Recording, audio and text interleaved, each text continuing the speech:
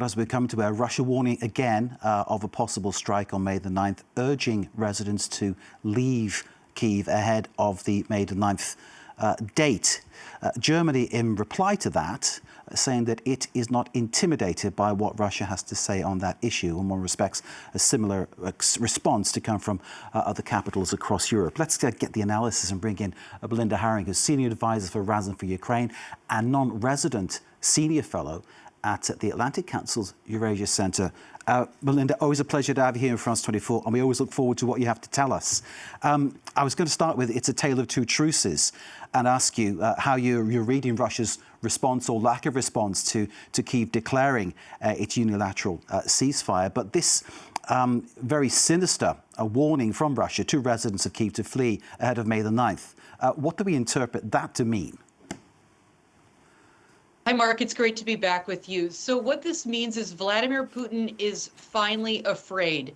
This year, his May Day parade is going to be much diminished. There's not going to be the same number of foreign dignitaries or even Russian dignitaries. There's no military hardware as well. And we've also seen the Russians throttle mobile internet in preparation for this. So the Russians are afraid of Ukrainian drones and long-range missiles interfering in that parade. Putin apparently looking at a two-day ceasefire from his perspective. But of course, when Vladimir Putin says ceasefire, that really could mean anything, couldn't it? Because in the past, there have been examples of ceasefires called and Russia not respecting them.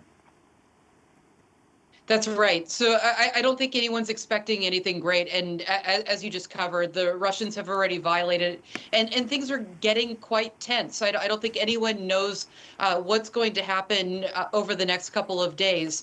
But Russia has a long history of violating its ceasefires. So I think the Germans and the Ukrainians are right not to take this seriously. There's been a change, hasn't there, in terms of how things are on the battlefield.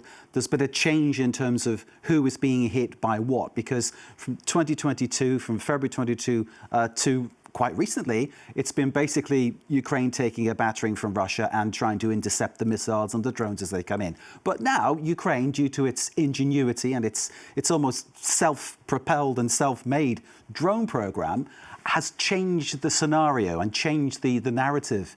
And now Moscow's within reach. It's only last week that a building near the Kremlin was struck.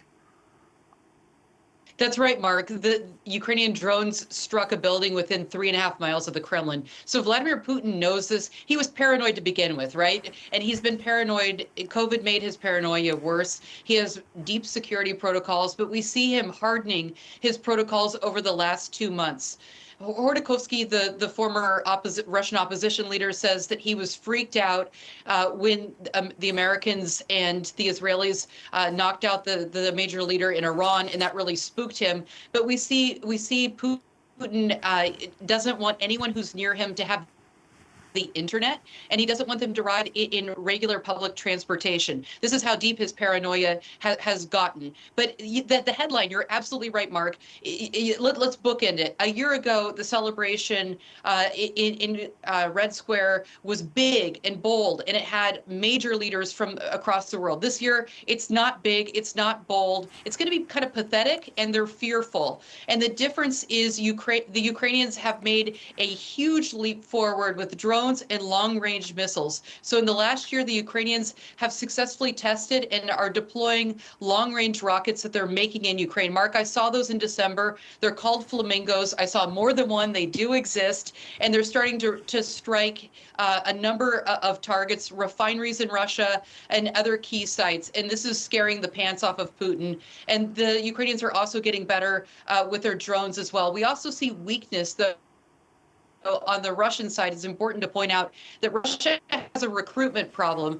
Increasingly, the guys that they're bringing in to the Russian forces are not impressive. They have drug problems, they have alcohol problems, they're fighting, they can't form basic tank formations, and the Ukrainians are killing a lot of Russian soldiers, and the Russian side isn't able to recruit at the same level. So the Russians are also having problems just being a fighting army at this point, Mark. And the Victory Day celebration, I can remember it sort of when I was, a very small child watching the news next to my dad, sort of being incredibly impressed by the display of Soviet might. And that was the intention, wasn't it? To make the world see or think that the Soviet Union was incredibly strong, incredibly powerful, and this is what it's all about. But as you're pointing out, it's going to be a very different message this time round.